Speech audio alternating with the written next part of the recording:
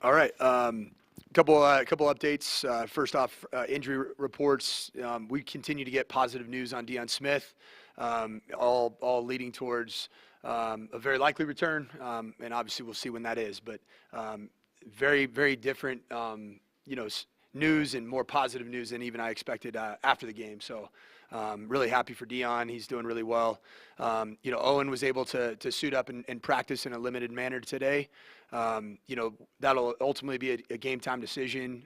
We feel really good about the situation we have at quarterback, and really how it played out in the game was encouraging. Owen was dinged up. Even at practice today, there's a reason why we made the move. He was banged up, and that carried over a little bit into Tuesday, but he was able to be out at practice, take some limited reps, and the way it worked out in the game, it was awesome to see JT's confidence, for him to go in there and help us win a football game, and start, really finish the work that Owen had started, and then, really see the confidence of his teammates in him. So I think we're in a good position there at quarterback, and what we've said all along is whatever it takes for us to win football games, we're going to do.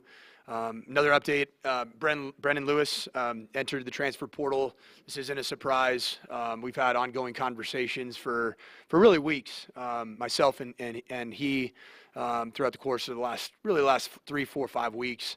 I wish him the best.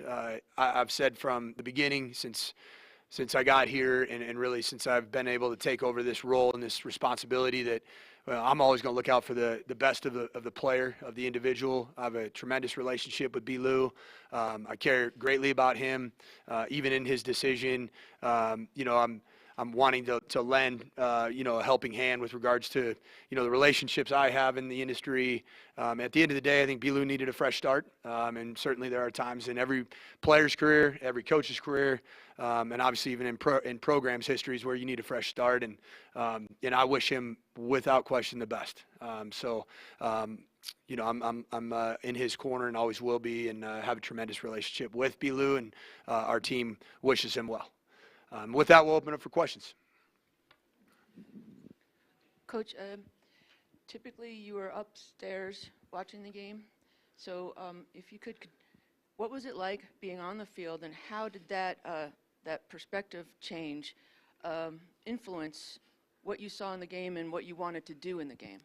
That's a really good question, and there's a couple things that were really fun for me. I was talking to my dad. My dad was at the game. He coached in a game on Friday night. It was in Las Vegas, and then he was up at 3 a.m., graded the film, got on a flight and came here for the noon kickoff. My mom and dad were here. My dad was on the sideline. But, I was talking to him, and even before the game, I was just excited to get back down on the sideline. I think NCAA put some rules in place about young people under the age of 18 being on college football sidelines recently, but I predated that, and I figured out that I've been on the sideline since I was 9 years old. My first job assignment as being on a sideline was I carried John Robinson's cords. It went back in the day of holding the headsets and having the cords before everything was wireless. And I love the interaction. I love the energy. I love the interaction with the crowd. And for me, I think the greatest benefit for me, and there's been times where, when I haven't been able to be on the field, you can't look a quarterback in the eyes. And I always say that to be a really good quarterback coach, you have to have played that position or groomed that position your entire life. Because there's a look in the eyes of a quarterback. You can tell when things are really good, and there's a time when somebody's banged up, and they're gonna, Owen's the kind of guy that was gonna bang. He was gonna rally through whatever.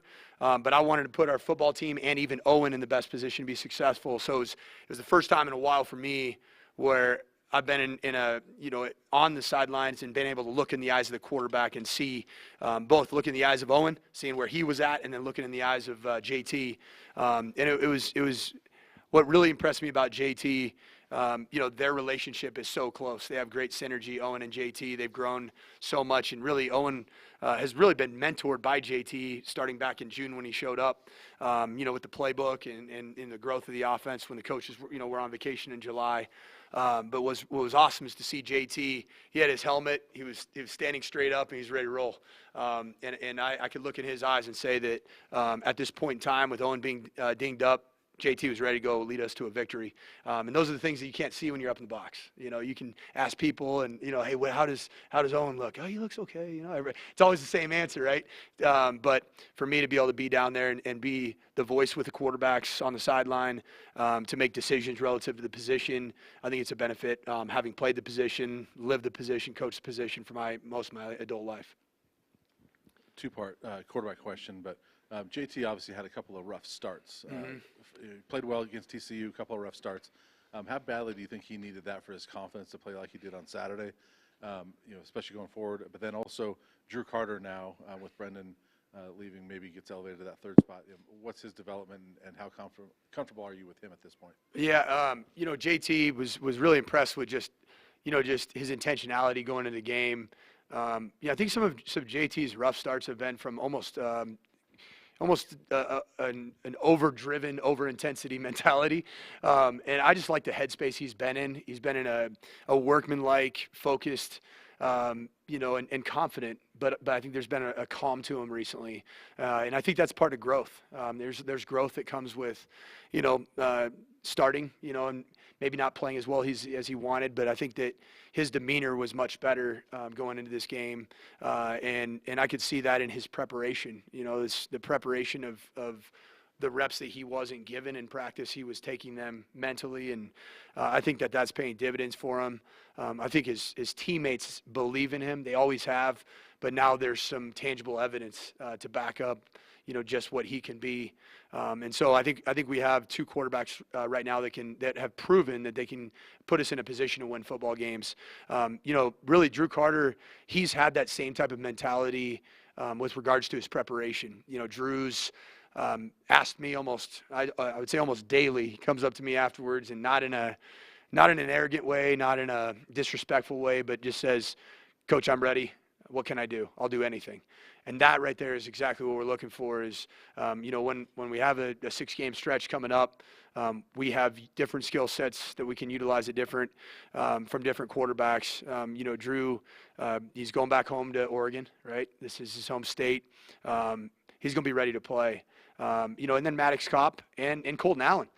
Those are two players that also have shown in these Sunday and Friday scrimmages. Now we're giving the developmental squad, the Ralphie Bowl, 2 opportunities a week to develop, and I think he couldn't come at a better time. Even this past Sunday, it was Maddox, it was Drew, it was Colton, and then we're going to actually add a period tomorrow where it's going to be kind of a 2-on-2, 2 offense, 2 defense, good on good, move the ball. And really allow, those 3 quarterbacks to move the football and just see the operational piece within the base offense. So we're going to have what we need to have in place to make sure that we have, that we have 3-4 quarterbacks ready. And they've been locked in since we started. So I feel really good about their readiness. Hi, Mike. You've obviously tweaked a few things with the way you practice. You mentioned the Ralphie Bowl there. With this being your first road trip as a head coach here, is there anything you're going to change differently going out to Oregon? Yeah, my wheels were churning on that exact. I went to bed on Saturday night. Couldn't fall asleep probably until about 3. There was a little bit of adrenaline pumping through the veins. Hadn't been like that in a minute. Kind of reminded me post Fiesta Bowl in 2014. I couldn't go to sleep that night. But then once I got a good night's sleep on Sunday night, I woke up about 4:30 on Monday morning, and all of a sudden just shifted my mind towards what can we do to prepare our players, physically and emotionally and mentally better on the road. And we have an entire plan in place. It's we're going to tell the players about it on Thursday and Friday. But it's really all about getting their bodies, their minds in a great spot to go perform at a high level and be able to intermix some different movement when we land on the tarmac. Get some pool workouts on Friday night. Just light, get the hips activated. You take a team walk in the morning to get some circadian rhythms going and make sure we see the sun first thing in the morning, or maybe some clouds and rain. And then the other thing too is just wet ball drill. We're anticipating playing in a wet game. Anytime you go to Corvallis, it could be sunny and 75 on the radar, even the day of, and all of a sudden here comes that mist that ends up turning into rain. So we're preparing for every element. But we got to still bring, our energy, our focus, and our execution has to elevate. Like I said on Sunday, I believe is that, I felt like defensively, we executed with unbelievable energy and emotion, and I think the execution was very good. Offensively, I think our energy and emotions went through the roof. The execution took a slight step back, so that's what this week's been about. And today was a really good day execution-wise from an offensive perspective. I think I really believe it was our best offensive practice, in the time that I've been here, just in terms of the focus, the mentality, and saw a lot of growth today.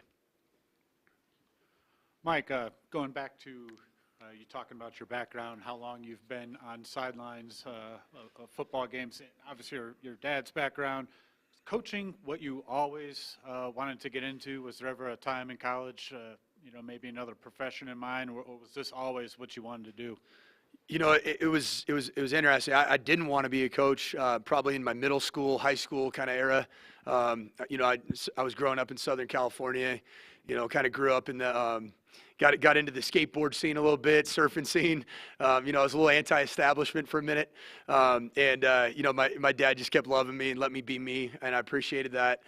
Went through those kind of that time where I still look forward to game day, stopped going to practices as much as I used to, and then I really started to fall in love with the game of football. I didn't play football myself until my freshman year of high school. My dad really didn't want me to. I was tall, skinny. I was about 6'3", 150 pounds as a sophomore in high school. So I had a lot of development to do. But where I really started to fall in love with not just football, but also the coaching profession was when I was mentored as my position coach by Chris Peterson.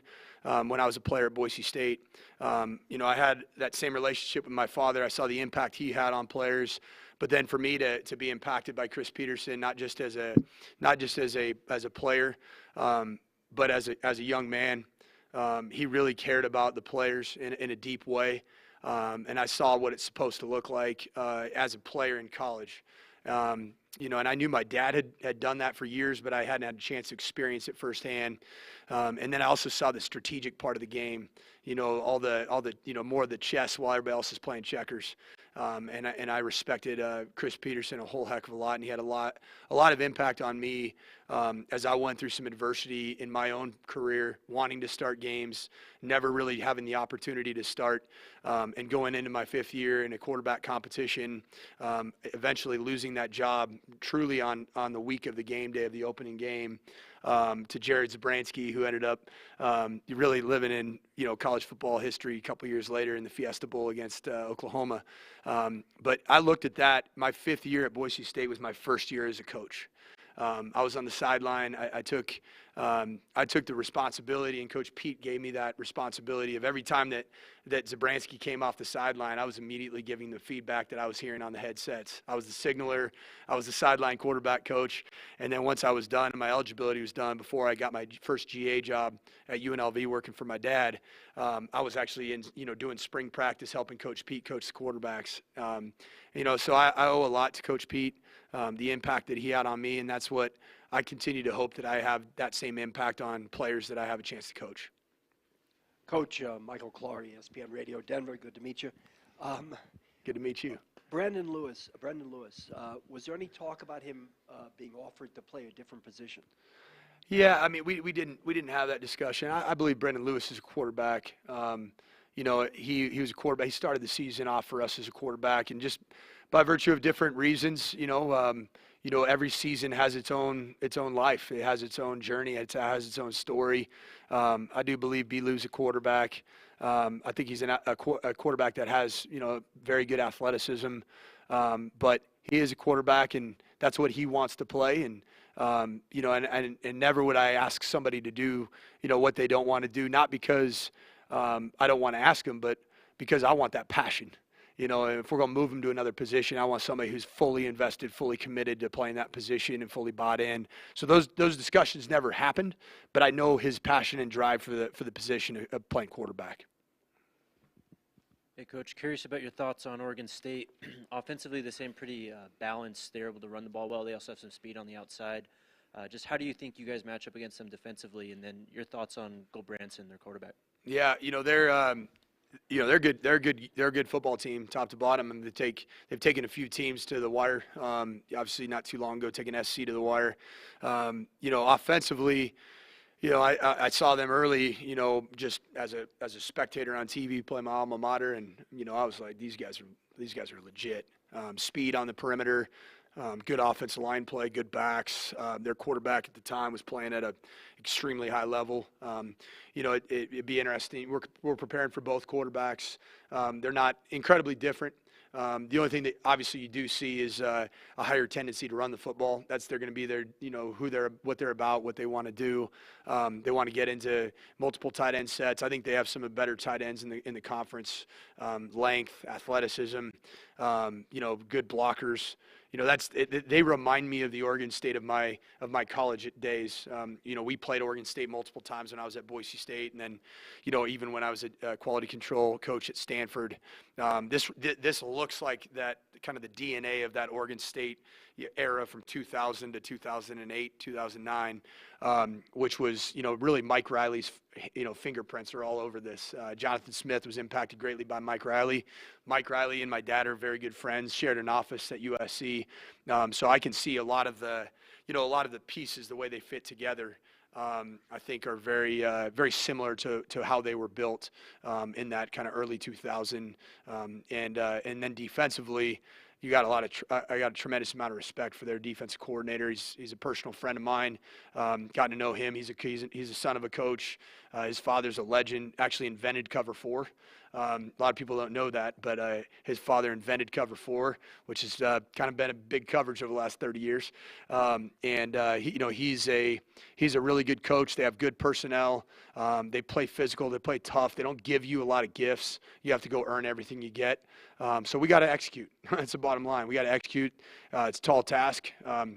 We knew every week was going to be a tall task, but I believe in this group of players. I believe in this group of coaches that are going to give us the best possible plan to go be successful, and the players are going to cut it loose and bring great energy.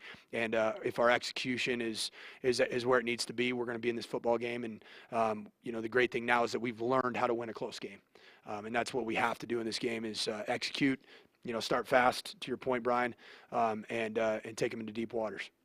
It's obviously very rare for a true freshman to start at center. When did Van Wells start standing out to you as a guy that could help this football team? First practice for me. I saw him very early, and he wasn't a mid-year guy. He didn't come in January.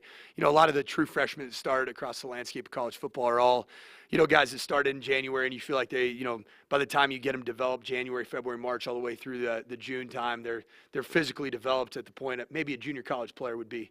But Van's one of those guys that I think just his athleticism, his love for playing the game. You see, like, when you watch him play, you can feel, like, his joy of the game of football. And he just gets better and better and better every week. That's a rare position to start at as a true freshman. His communication's getting better. And I think it's been a really positive addition for our offense. And then it really frees up some more rotational at the guard position because I still feel very good about, really the 4 interior kind of rotational type players, with their starters being Casey Roddick, Tommy Brown, but Noah Finsky and Austin Johnson are 2 just very game players. So I love the experience of starts that we have in our offensive line now. Going forward, I think it's a group that's getting better every week. As I mentioned on Sunday night, Jake Wiley played great football on Saturday. He gets better and better. His confidence is growing, and he's going to be I think he's going to be one of the great CU Buff offensive linemen. So that group's just trending in good direction, and Van's had a huge reason, big reason to part of that. Hi, Coach. We talked to Ben Finisette. Excuse me. Talked to Ben Finisette today. Excited and emotional about being named as a captain for Saturday. For you, how important is it for you to provide your players with those special moments and opportunities? Yeah, we had 2 offensive captains, 2 defensive captains. We made that switch to add, what I think is a game-changing part of our program, that's special teams. We activated, so I don't know if everybody had a chance to see, but we activated some other players that had really not been a part of what we've been doing. But I know for me, I've been, looking at, evaluating the scout team defense, and there was a group of players that I was like, these guys need to play somehow, some way for us. And so I talked to Chris Reinert about it. I said, hey, you need to come up with an identity for this group because these guys are, essentially our version of the 12th man. And he came up with the dog squad. So the dog squad's out there eating every time they make a play in the game in practice. You got guys barking on the sideline. Trey Ortega, Ben Finiseth, Austin Dahlke. That's been a group that has been really fun to watch, and they keep getting better as well. Dante Capalungo, we moved him to running back. Shoot, he looks really good. So those are guys that we know can contribute on special teams, and I'm excited about when you have more people bought in and more people invested in what's going on Saturdays. You get better results in practice. You get better results in your process and your preparation, and ultimately, I believe it pays off with a more invested team on game day, and that's what we saw. Sort of just answered my question right there, because I was going to ask you, what getting all these guys involved does for the program. You kind of just answered that. So let me go with something different. You mentioned the rain. You're preparing for that a little bit. Does the fact that you guys played a rain game at Air Force help you guys go into this one, that guys now know what that's like and they kind of learn from what they did at Air Force or didn't do? Yeah, I think it helps. We're going to be a lot more proactive with testing different gloves, no gloves. Working through in all 7-on-7 periods, throwing and catching a wet ball. I do think that experience helps because it's not a shock to you. But really in the Pac-12, I mean, with the 4 Northwest schools, you're pretty much anticipating you're going to play 1 or 2 rain games a year. And so I think a lot of these players that have played, albeit we have a lot of freshmen that are touching the football, they've played in rain games, and I do think having one in the last 6 weeks does help. With the experience at Air Force, we didn't handle the elements particularly well. I think, we started slowly as a result of the elements. We're not going to allow that to happen. And, we'll show up to game day and see, sometimes it's, more of a kind of a mist in the air. And actually, that's like a great tack to put on the football to throw the ball around a lot. So I never look at it as like change the entire game plan. Don't throw it at all because you're in Corvallis. I mean, we're going to go with the game plan. We're going to prepare for those elements, and then we're going to we're going to see what the weather is at that point in time and make the adjustments we need to. Coach, I'm curious about your thoughts on Jack Coletto, number 12 on Oregon State, how he plays both ways. You just don't see many players like that. And in those situations when they're down by the goal line and you see him come in, it's like everyone in the stadium knows he's getting the ball. You know he's getting the ball. How do you prepare for those situations? Yeah, I mean, it reminds me a little bit of Owen Marisic. Owen Marisic was a player at Stanford. He was one of the first true two-way players. He started at fullback and linebacker at Stanford when I was there. You got to be wired differently to do that. There's not many humans on planet Earth that can do this in Power 5 football. Obviously, a lot of respect for for number 12. The way he plays the game of football. If you're doing that, obviously it shows you're number one, you love the game. Number two, that you have a massively varied skill set. Number three, you're an incredibly tough football player. So they've developed an identity around him and giving him the football down there. And then seeing what he can do on defense. I mean, he's got different roles. He's a guy that you got to know where he's at. It does impact, where things are going, because I think he's a momentum shifter for that program. Owen Marisic was that. I think he was probably maybe the poster child for the transition that happened at Stanford. Just the toughness, the mentality, those kind of players you have to prepare for. All right, thanks, Coach. All right, brother, really appreciate it. Thank you.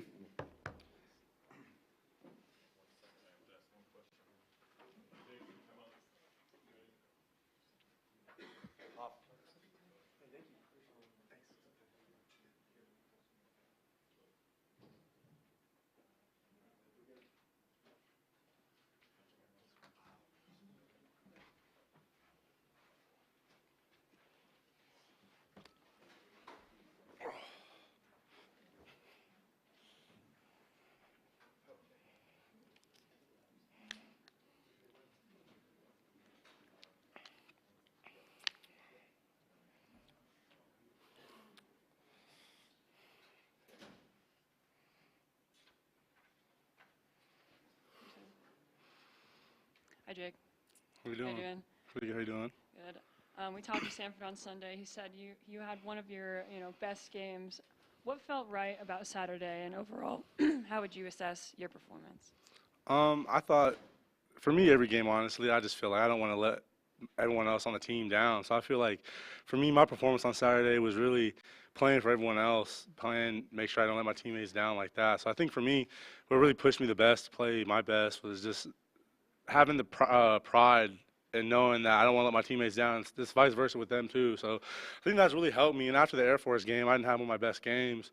And so I think after that, kind of lit a fire under me to kind of get better and really lock in on the task at hand, just keep getting better and play. So, yeah. Yeah, we had talked with some of your teammates after the game on Saturday. They were all very grateful, and very respectful of Coach Durrell. But I was curious, like, what happens as a player, especially coming off 5 straight losses? What changes when there's a new voice? When there's someone new leading that program, and there's kind of a break from loss after loss after loss? Honestly, I think it's the change that people just kind of were looking for almost. Like Coach Durrell, he was here for as long as he was here, and he helped us grow into players that we became. And I feel like this year we weren't playing how we should have been playing, and it's not just on Coach Durrell, it was on us too. So I feel like the 0-5 start was on everybody. It wasn't just on Durrell. But I feel like the change that we got, I think it helped people in the locker room, just around the team, just kind of create more energy and the will to not give up and just keep fighting through all the hardship that we've been going through all season. So yeah. Hi, Jake. Obviously, you know how difficult it is coming from high school to this level.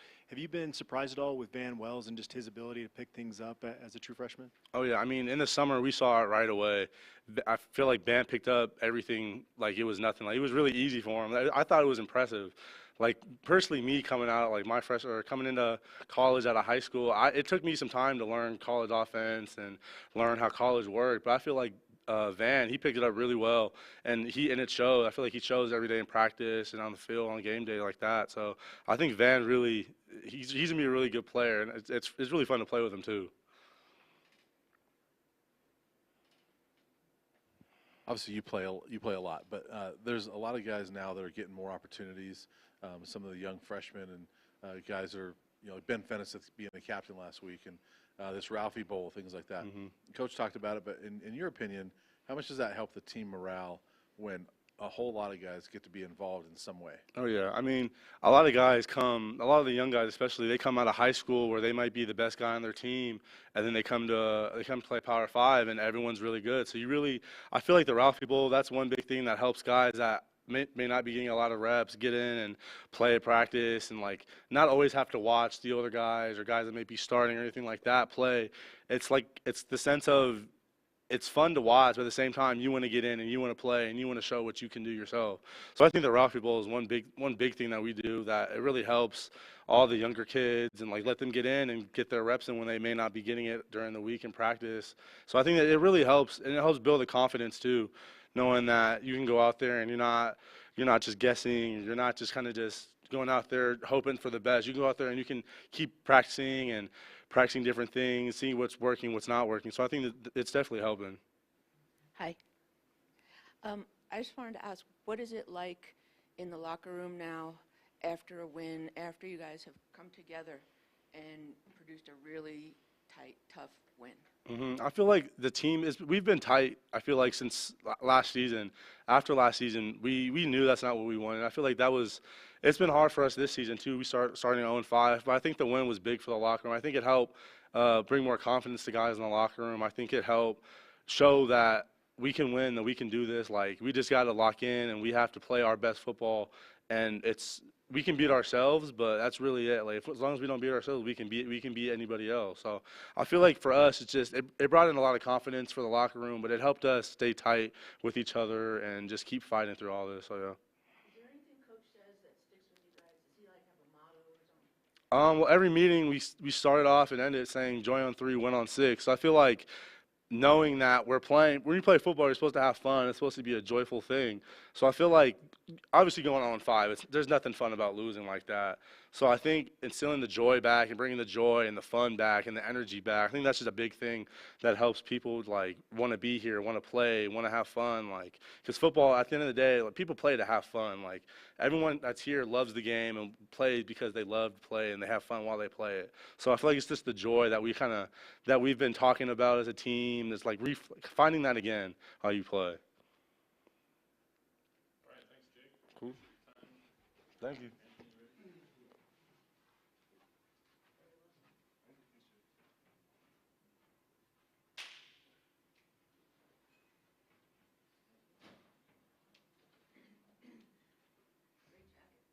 Thank you.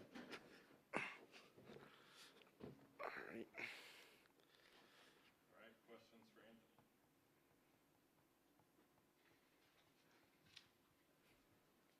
Just your thoughts on, obviously Saturday was a great day. A lot of things came together emotionally for you guys to get that win.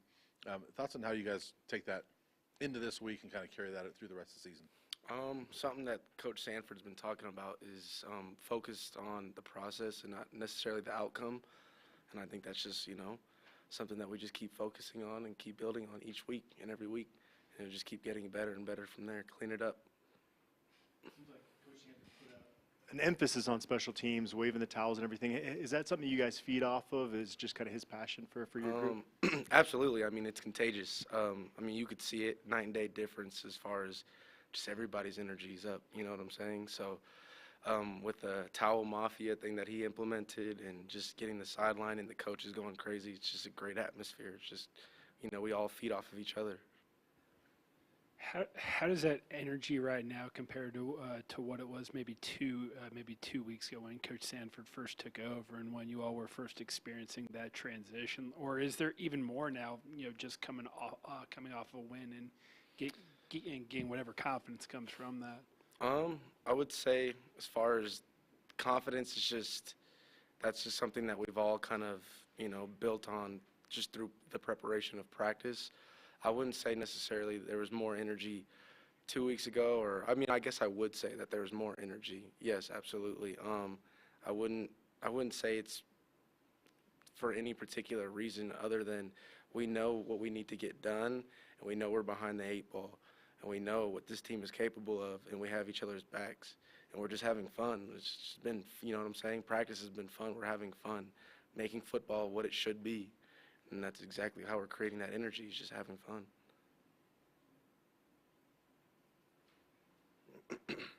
So to some people that might sound cheesy, the fun, but we've heard that from a lot of people, and Sanford's doing a lot of things to kind of create some of that fun. Mm-hmm. How badly is that needed when you guys are still young guys and you're playing football? I mean, how badly is fun needed in order to do well? It's everything, man. Getting beat on for like the first 5 games of the season, it's hard to kind of see the light at the end of the tunnel. And when you can build an environment and make it fun, that's contagious. It, motivates everybody to want to do their job for, the person to your left and to your right of you. So, I think it's everything. Anthony, there's a lot of buildup going into that Cal game. Obviously, Sanford becoming the interim head coach in the bye week. How do you guys kind of maintain that energy since you have another game on Saturday against Oregon State?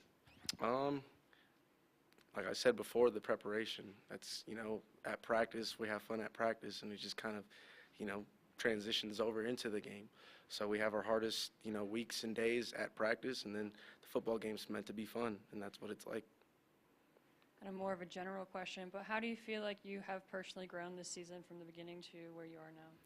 Personally, I stopped focusing on so much as trying to make the big plays, and instead of just letting the plays come to me and having fun. That's kind of basically how I'd say I've grown.